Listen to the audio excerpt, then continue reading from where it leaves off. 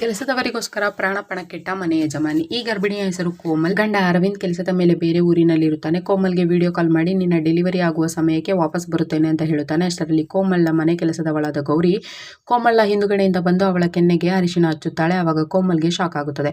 ಅದನ್ನು ನೋಡಿ ಕೋಪಗೊಂಡ ಅರವಿಂದ್ ಅವಳಿಗೆ ಅಷ್ಟೊಂದು ಸಲಿಗೆ ಕೊಡಬೇಡ, ನಮಗೆ ತೊಂದರೆ ಆಗಬಹುದು ಅಂತ ಕೋಮಲ್ಗೆ ಬೈಯುತ್ತಾನೆ. ಆವಾಗ ಕೋಮಲ್ ನಾನು ಹಾಗೂ ಗೌರಿ ಒಳ್ಳೆಯ ಗೆಳೆಯತಿಯರಿದ್ದಂತೆ ಇದ್ದೇವೆ ಅಂತ ಅರವಿಂದ್ಗೆ ಹೇಳುತ್ತಾಳೆ. ನಂತರ ಗೌರಿಯ ತಾಯಿ ಸುಮನ್ ಕೋಮಲ ನಮ್ಮ ಮನೆಗೆ ಯಜಮಾನಿ ಆಗಬೇಕು, ಜಾಸ್ತಿ ಸಲಿಗೆ ಬೇಡ ಅಂತ ಗೌರಿಯನ್ನು ಬೈಯುತ್ತಾಳೆ. ನಂತರ ಕೋಮಲ್ಗೆ ಹೊಟ್ಟೆಯಲ್ಲಿ ಪೇನ್ ಕಾಣಿಸಿಕೊಳ್ಳುತ್ತದೆ. ಅದರಿಂದ ಗಾಬರಿಯಾದ ಗೌರಿ ಹಾಗೂ ಸುಮನ್ ತಕ್ಷಣ ಕೋಮಲ್ನನ್ನು ಆಸ್ಪತ್ರೆಗೆ ಸೇರಿಸಿ ಹಗಲು ರಾತ್ರಿ ಅನ್ನದೆ 3 ದಿನಗಳ ಅವಳ ಮನೆಯಲ್ಲೇ ಇದ್ದು ಆರೈಕೆ ಮಾಡುತ್ತಾರೆ. ಅದನ್ನು ನೋಡಿ ಕೋಮಲ್ ಸಂತೋಷ ಪಡುತ್ತಾಳೆ. ಈ ಕಡೆ ಸುಮನ್ಲ ಕಜಿನ್ ಬ್ರದರ್ ಸುನಿಲ್ ಸುಮನ್ಗೆ ಕಾಲ್ ಮಾಡಿ, ಅಕ್ಕ ನೀವು ಅಲ್ಲೇಕೆ ನೈಟ್ ಎಲ್ಲ ಕೆಲಸ ಮಾಡುತ್ತೀರಿ, ನಾನು ನಿಮ್ಮೊಬ್ಬರಿಗೆ ಬೇರೆ ಕಡೆ ಕೆಲಸ ನೋಡಿದ್ದೇನೆ, ಅಲ್ಲಿ ಪೇಮೆಂಟ್ ಜಾಸ್ತಿ ಸಿಗುತ್ತದೆ ಅಂತ ಹೇಳುತ್ತಾನೆ.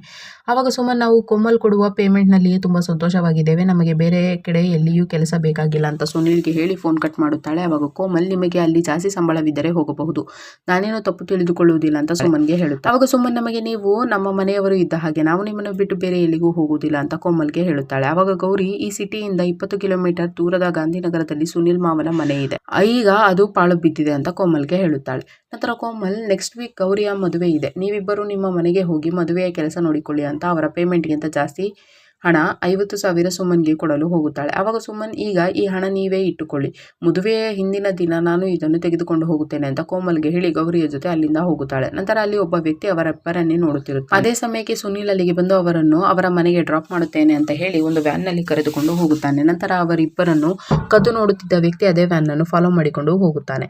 ಆವಾಗ ಸುನಿಲ್ ಸುಮನ್ ಹಾಗೂ ಗೌರಿಯನ್ನು ತನ್ನ ಆಫೀಸ್ಗೆ ಕರೆದುಕೊಂಡು ಹೋಗಿ ನನಗೆ ಸ್ವಲ್ಪ ಕೆಲಸವಿದೆ, ಆಮೇಲೆ ಇಲ್ಲಿಂದ ಹೋಗೋಣ ಅಂತ ಹೇಳಿ ಅವರಿಬ್ಬರನ್ನು ತಿನ್ನಲು ಸ್ನಾಕ್ಸ್ ಕೊಡುತ್ತಾನೆ.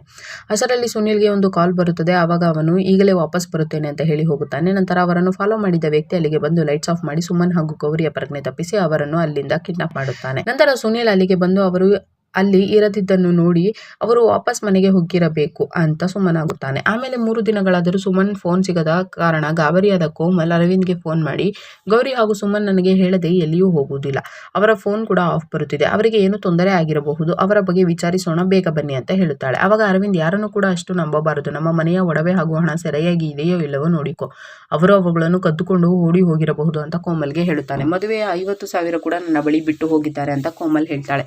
ಈ ಕಡೆ ಅವರಿಬ್ಬರನ್ನು ಕಿಡ್ನಾಪ್ ಮಾಡಿದ ವ್ಯಕ್ತಿ ಮಾಸ್ಕ್ ಹಾಕಿಕೊಂಡು ಸುಮನ್ಗೆ ತಿಂಡಿ ಕೊಟ್ಟು ಹೋಗುತ್ತಾನೆ. ಅವಾಗ ಸುಮನ್ ಗೌರಿಯ ಕೈಕಟ್ಟು ಬಿಚ್ಚುತ್ತಾಳೆ.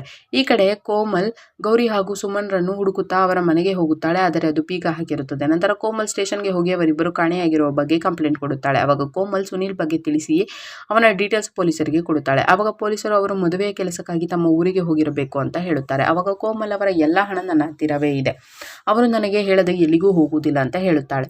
ಈ ಕಡೆ ಆ ಕಿಡ್ನಾಪರ್ ಗೌರಿ ಹಾಗೂ ಸುಮನ್ ಹತ್ತಿರ ಹೋಗುತ್ತಾನೆ. ಅವರಿಬ್ಬರಿಗೂ ಶಾಕ್ ಆಗುತ್ತದೆ, ಏಕೆಂದರೆ ಅಲ್ಲಿರುವ ವ್ಯಕ್ತಿ ಬೇರೆ ಯಾರೂ ಅಲ್ಲ, ತಮ್ಮ ಸುನಿಲ್ ಆಗಿರುತ್ತಾನೆ. ಅವಾಗ ಅವನು ಗೌರಿಗೆ ಚಾಕು ಹಿಡಿದು ನೀನೇನಾದರೂ ಇಲ್ಲಿಂದ ಓಡಿ ಹೋದರೆ ಅವಳನ್ನು ಈಗಲೇ ಕೊಲ್ಲುತ್ತೇನೆ ಅಂತ ಸುಮನ್ಗೆ ಹೇಳುತ್ತಾನೆ. ಅವಾಗ ಸುಮನ್ ನೀನು ನಮ್ಮ ತಮ್ಮನಿಗಾಗಿ ಹೀಗೇಕೆ ಮಾಡುತ್ತಿದ್ದೀಯಾ ಅಂತ ಕೇಳುತ್ತಾಳೆ. ಅವಾಗ ಸುನಿಲ್ ನಾನು ಈಗ ತುಂಬಾ ಅಸಹಾಯಕನಾಗಿದ್ದಾನೆ, ದಯವಿಟ್ಟು ನನ್ನನ್ನು ಯಾವುದೇ ಪ್ರಶ್ನೆ ಕೇಳಬೇಡ ಅಂತ ಸುಮನ್ಗೆ ಹೇಳುತ್ತಾನೆ. ಈ ಕಡೆ ಕೋಮಲ್ ಮತ್ತೆ ಪೊಲೀಸ್ ಸ್ಟೇಷನ್ಗೆ ಹೋಗುತ್ತಾಳೆ. ಅವಾಗ ಪೊಲೀಸರು ಅವರು ಹಳ್ಳಿಗೆ ಹೋಗೇ ಇಲ್ಲ, ಅವರ ಫೋನ್ಗಳು ಗಾಂಧಿ ಚೌಕ ಹತ್ತಿರ ಸ್ವಿಚ್ ಆಫ್ ಆಗಿದೆ, ನಾವು ಸುನಿಲ್ ಮನೆ ಹತ್ತಿರ ಒಬ್ಬ ಕಾನ್ಸ್ಟೇಬಲ್ ನನ್ನು ನೇಮಿಸಿದ್ದೇವೆ, ಅವನು ಸಿಕ್ಕ ಮೇಲೆ ಏನಾದರೂ ಗೊತ್ತಾಗಬಹುದು ಅಂತ ಕೋಮಲ್ಗೆ ಹೇಳುತ್ತಾನೆ. ನಂತರ ಅರವಿಂದ್ ಕೋಮಲ್ಗೆ ವಿಡಿಯೋ ಕಾಲ್ ಮಾಡುತ್ತಾನೆ. ಅವಾಗ ಅವಳು ಪೊಲೀಸ್ ಸ್ಟೇಷನ್ ನಲ್ಲಿ ಇರುವುದನ್ನು ನೋಡಿ ಶಾಕ್ ಆದ ಅರವಿಂದ್ ಅಲ್ಲಿಗೆ ಹೋಗಿದ್ದೀಯಾ ಅಂತ ಕೋಮಲ್ ಅನ್ನು ಕೇಳುತ್ತಾನೆ. ಅವಾಗ ಕೋಮಲ್ ನೀನು ಇಲ್ಲದಿದ್ದಾಗ ಅವರು ನನ್ನನ್ನು ತುಂಬಾ ಆರೈಕೆ ಮಾಡಿದ್ದಾರೆ, ಈಗ ಅವರು ಕಷ್ಟದಲ್ಲಿದ್ದಾರೆ, ಅವರನ್ನು ಹುಡುಕುವುದು ನನ್ನ ಕರ್ತವ್ಯ ಅಂತ ಹೇಳುತ್ತಾಳೆ. ನಂತರ ಸುನಿಲ್ ತನ್ನ ಮನೆಗೆ ಹೋದಾಗ ಪೊಲೀಸರು ಅವನನ್ನು ಹಿಡಿದು ಸ್ಟೇಷನ್ಗೆ ಕರೆತಂದು ಸುಮನ್ ಹಾಗೂ ಗೌರಿ ಬಗ್ಗೆ ಕೇಳುತ್ತಾರೆ.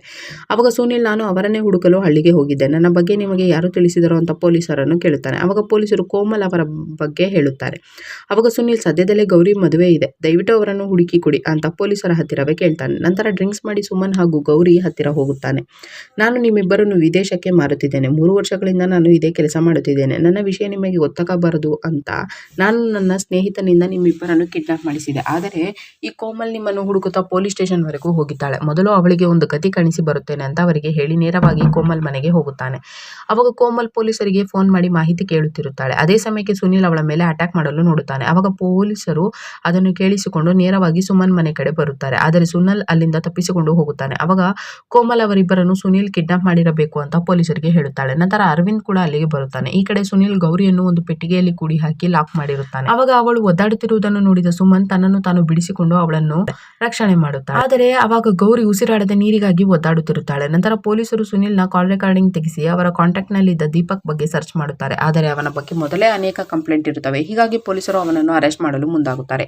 ಈ ಕಡೆ ಕೋಮಲ್ ಗೌರಿ ಹಾಗೂ ಸುಮನ್ ಬಗ್ಗೆ ಯೋಚಿಸುತ್ತಾ ಗೌರಿ ಹೇಳಿದ ಸುನಿಲ್ನ ಪಾಳು ಮನೆ ನೆನಪಿಸಿಕೊಂಡು ಸುನಿಲ್ ಅವರಿಬ್ಬರನ್ನು ಅಲ್ಲೇ ಕುಡಿ ಹಾಕಿರಬೇಕು ಅಂದುಕೊಂಡು ಅರವಿಂದ್ ಹೊರಗಡೆ ಹೋದ ಮೇಲೆ ನೇರವಾಗಿ ಅಲ್ಲಿಗೆ ಹೋಗುತ್ತಾಳೆ.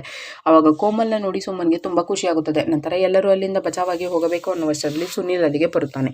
ಈ ಕಡೆ ಪೊಲೀಸರು ದೀಪಕ್ನನ್ನು ಹೊಡೆದು ಸುನಿಲ್ ಬಗ್ಗೆ ಕೇಳುತ್ತಾರೆ. ಅವಾಗ ಅವನು ತನ್ನ ಹಾಗೂ ಸುನಿಲ್ನ ತಂದೆಯ ಬಗ್ಗೆ ಪೊಲೀಸರಿಗೆ ತಿಳಿಸುತ್ತಾನೆ.